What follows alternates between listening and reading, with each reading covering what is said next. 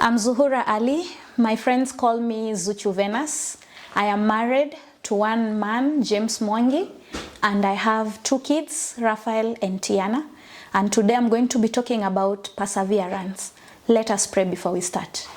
Thank you, King of Kings, for today. We love you, and I pray that you use me as your vessel. Let people hear your word and not let them to focus on what you are saying, but not on what they see. King of Kings, I pray that this word is going to change their lives and they are going to focus on you only and no any other thing. We love you and we magnify you. Use me, O Lord, and use your people. In Jesus' name I do pray and believe. Amen. Welcome back. As I was saying, today we are going to be talking about perseverance. Eagles live up to 70 years of age because they are mentally strong. But after 40 years, they have to make a difficult decision because this is where they have to decide whether they are going to live or die. Its claws are no longer strong and sharp enough to hunt. Its beak bends, and it is very hard for it to even catch a prey because even the claws, they bend and they are no longer sharp, and the feathers are thick that they can't even fly. During this period, they are 40 years of age and they have to think of reaching the 70 years. But because they have to go through the difficult situation, some eagles choose to die while others choose to survive. And today I'm going to talk about that eagle that chooses to survive. Remember that I've said the claws are no longer sharp, the feathers are so thick, the beak has bent. And during this period, the eagle should just decide. And this is where they choose to go to the high mountains and hide themselves right there. And this is where they go through a painful change. This is where they choose to crush their beak because this is the only decision they have. They have to crush their beak on the rocks. And when the beak is crushed on the rock, it has to come out. And when it comes out, the eagle is going to be bleeding out. And it cannot even feed, and it has to wait for the new beak to come out. During this time, they can't even fly and they are going through pain. It is called a bloody affair because after the new beak comes out, it has to use the beak to pluck out the claws because the claws are no longer sharp, so they have to be plucked out for the new ones to come out. And after plucking out the claws, they have to choose to pluck out the feathers. Remember, I've said the feathers are so thick, and when they are thick, they cannot fly well, so they have to pluck each and every feather out. And remember, when you're plucking the feathers, the eagle is really bleeding, and that is why I say this is a bloody affair. You know, you are wondering, if they cannot search for the prey, how are they going to be feeding? You know, we have eagles who went through the same situation. They were once there. They were once 40 years of age, and they went through the difficult decision that they made for them to survive because they understand and they know what they went through. They usually go and hunt, and they bring food for the ones who are going through this situation at this moment.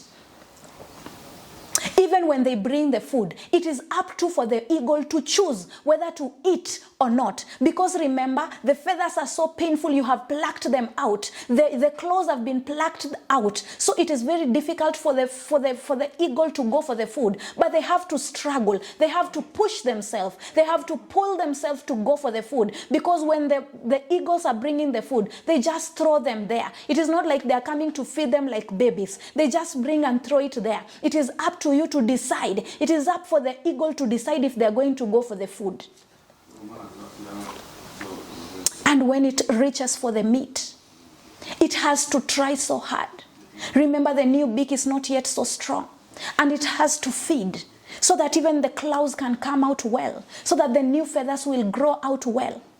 And all this is happening in 150 days.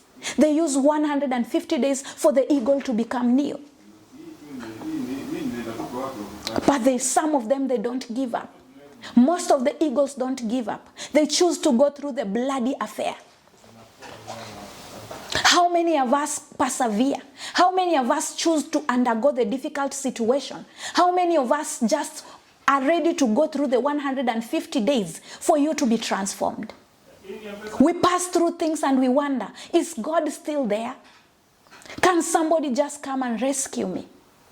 I'm telling you, brothers and sisters, when we are going through the difficult situation, when we are going through the bloody affairs, just remember that God is there.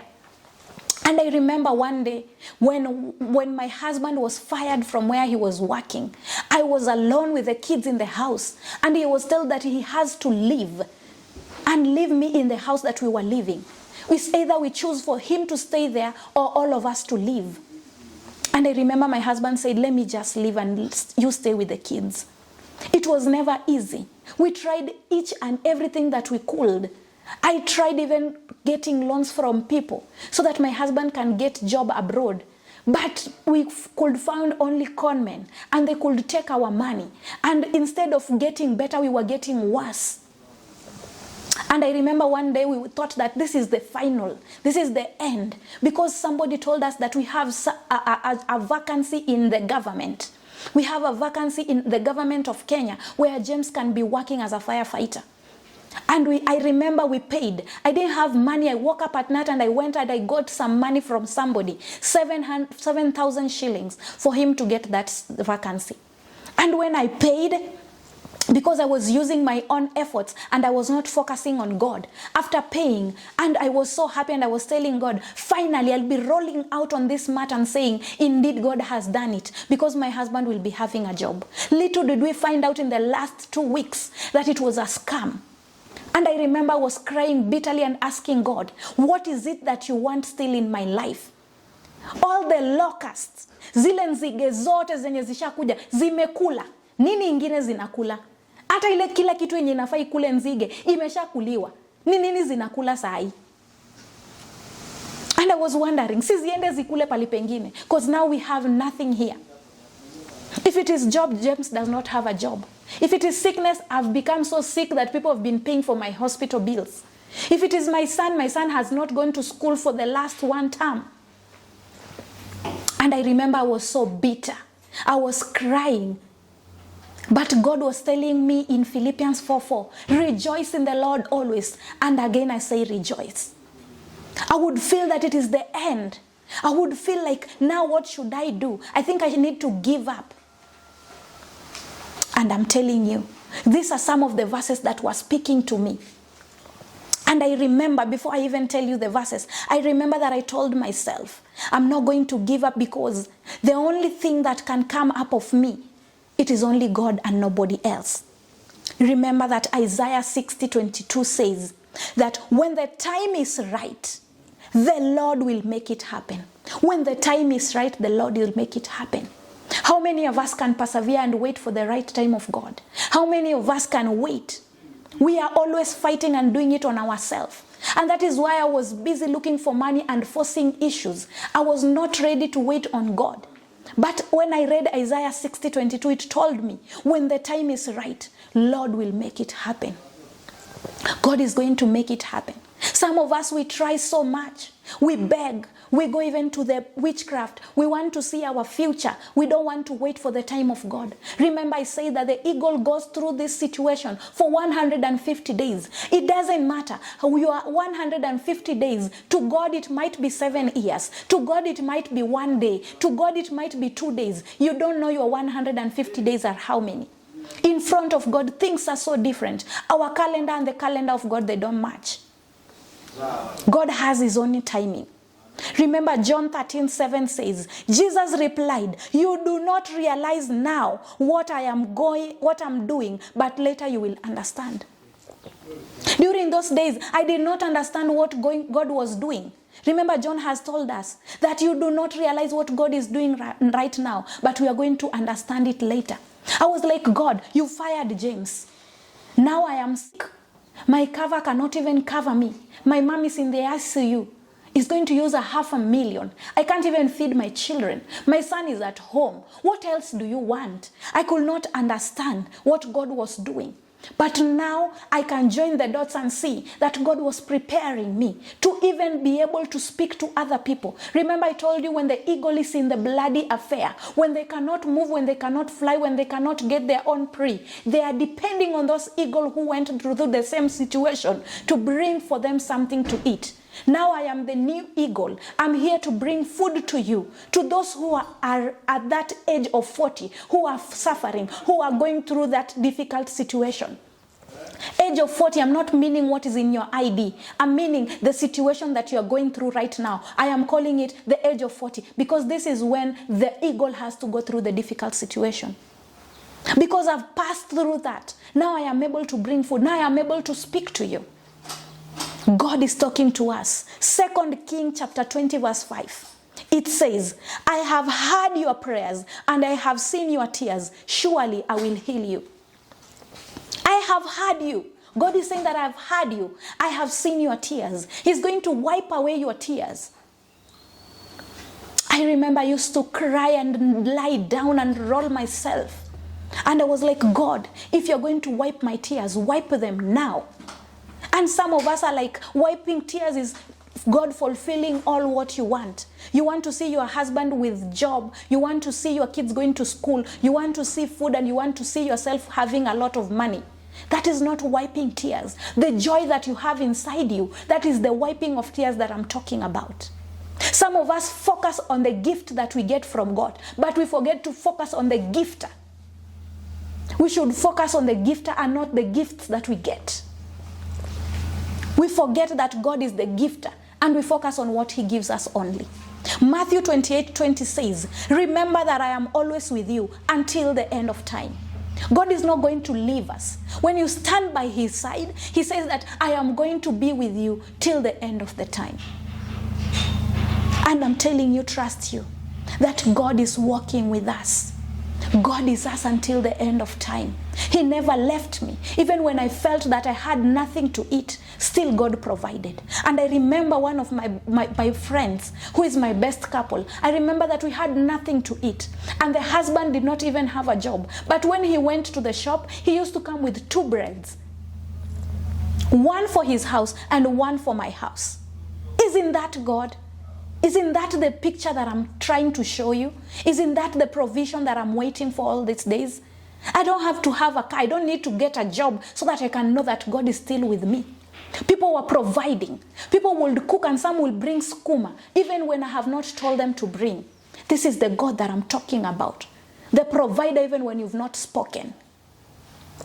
Romans 8:18. The pain you have been feeling can't compare to the joy that is coming. The pain that we are feeling right now cannot be compared to the joy that we are going to be feeling. Some of us are going through that difficult situation that eagles go through. Some of people are suffering because they are looking for pregnancies. Some cannot even carry pregnancies to full term. After 3 months, everything is gone. After 6 months, you're told the heartbeats are not there. That is your situation right now. You are the eagle. You are there suffering and going all through this. But just remember that the pain you have been going through right now, it cannot be compared with the joy that is coming. You will hold a baby and you're going to testify that indeed God has done. It is not yet the right time of God. Put your eyes on God. Remember that he has everything and he can do better and wondrous things. Put yourself in his hands. Lie down there. Ask God to hold you. Because when you hold, you can let go. But when God holds you, he can never let go. Remember that you are a conqueror. I usually wake up every morning and I tell myself, Zuhura, you are a star. You are a Venus. You are the brightest one. You should encourage yourself and move on. There were those days that I would stand and tell myself, I don't feel like going out. But when I remember that I am a star needs to be seen by everybody. It shines up there so that people can see. I would encourage myself and I will live out. Remember, even if you have enemies, the only thing that should scare you is only God. The only bird that tries to pick on an eagle, remember the only bird that tries to pick on an eagle, it is the crow. But the eagle don't focus on the crow. It just goes up and up and up. And the more higher it goes, the oxygen levels become smaller and smaller.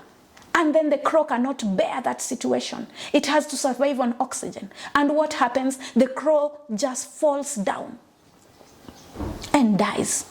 The eagle doesn't fight. It just goes up and up. Stop fighting the small situations that are here. Stop fighting the devil. Just focus on God. Leave it out to God. God is the masterpiece.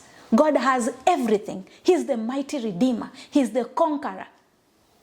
He's the victory that you need. Don't focus on your enemies. Don't focus on those people who talk about you. Don't focus on those people who say, hata hawezangi kubeba mimba. Hata bwanake hajawahi pata job. Hebu angalia venye huyu dem ni foolish. Ana shida kilea mtu kwa nyumba. Don't focus on those. Focus on the King of Kings. Because he's the masterpiece. He has all the arrangement. And I usually encourage myself with this song that says, it has been sung by Deborah Lucalo. It goes like this. I'm gonna push until my healing comes. I'm gonna push until my miracle happens. I'm gonna push until my healing comes. Oh, I'm gonna push till victory is mine. I'm gonna push until my breakthrough comes. I'm gonna push until my miracle happens. I'm gonna push until my healing comes. Oh, I'm gonna push till victory is mine. How are you pushing? Are you pushing on the side of God, or are you pushing on the side of the world? If the eagle pushes on the side of other eagles, it will not survive. But when it pushes on its own right side, it knows what it wants, and that is why it chooses to survive. But when he focuses on the other eagles who are really flying, he cannot survive. Choose today. Do you want to live, or do you want to die? If you are going to live, you're going to choose the difficult path, the difficult decision you have to make. Perseverance and waiting on God. It is not easy. We've been told even in the Bible that the path that we choose that is going to heaven, it is not wide. It is very narrow. But the path that we choose on the world that leads to the eternal death, it is wider. Which path are you choosing? I pray, brother and sister, that you're going to persevere and choose the right path. Thank you so much.